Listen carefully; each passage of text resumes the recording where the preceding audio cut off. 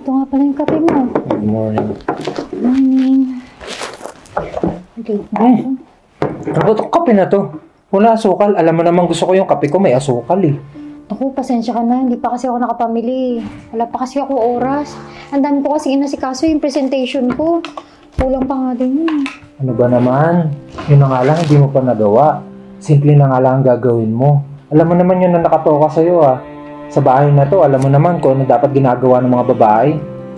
Eh kasi, na-late kasi akong makagising kanina. Nasikaso ko pa yung mga bata. Tsaka bakit kape lang? Yun nga, late nga ako nagising. Kaya hindi na ako nakapagluto.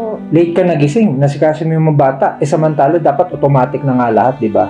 Alam mo na yun, di ba? Kahit nga paglalaba, automatic na eh. Ikaw naman, baka naman pwede mo naman ako tulungan. Ang dami-dami kong inaasikaso sa umaga. Yung mga bata, ipaglalaba, yung pagluluto. Baka naman pwede mo kong tulungan. Ikaw, pagising mo, cellphone mo lang yung inaasikaso mo. Tutulungan? Alam mo naman trabaho ng babae yan, di ba? Pagluluto, paglalaba, pag-aalaga ng mga bata. Ba't kasi nagtrabaho ka pa? Sa opisina nga ako manager, tapos ako ang uutos, sas ako dito, utusan mo. Alam mo naman trabaho ng babae yan ah. Alam mo, doon na lang muna ako sa mga barkado, doon na ako magkakape. Kape mo, wala pang asukal. Hindi ka muna mag-taxi ka na lang.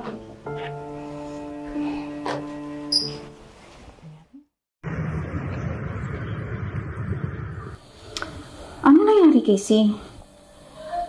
Nakita mo ba yung presentation mo kanina?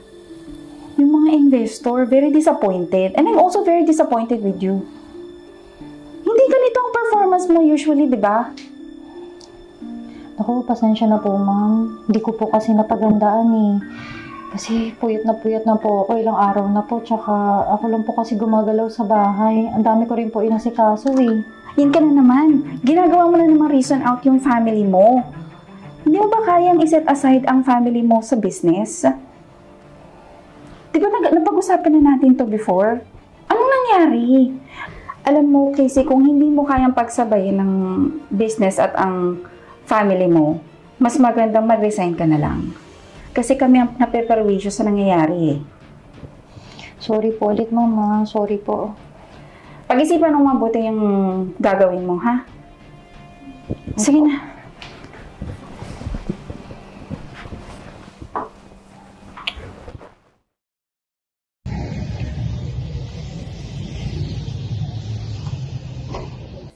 Where is Daddy? Wah!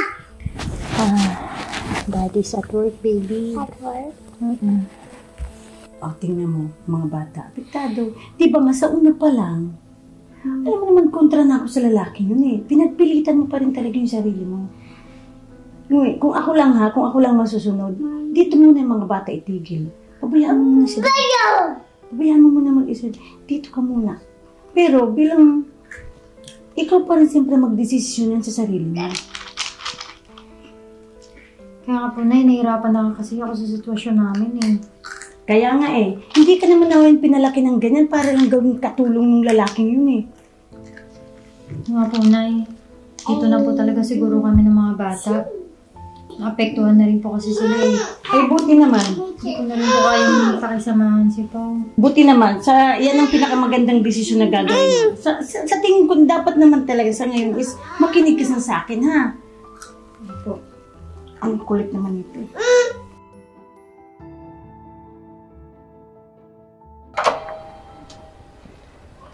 Nay, nandiyan ba si Casey? Anong ginagawa mo dito? Kapal naman ang mukha mo para pumunta dito?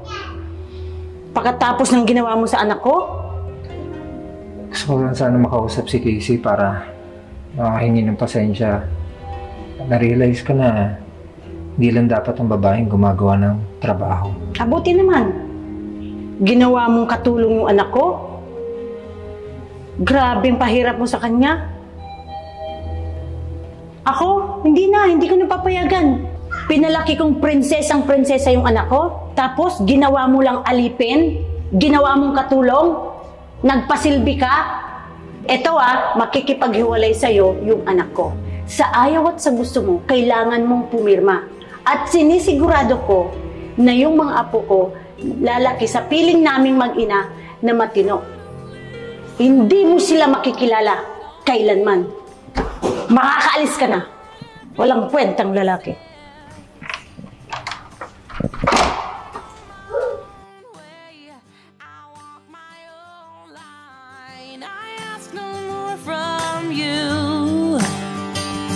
I just want you to whisper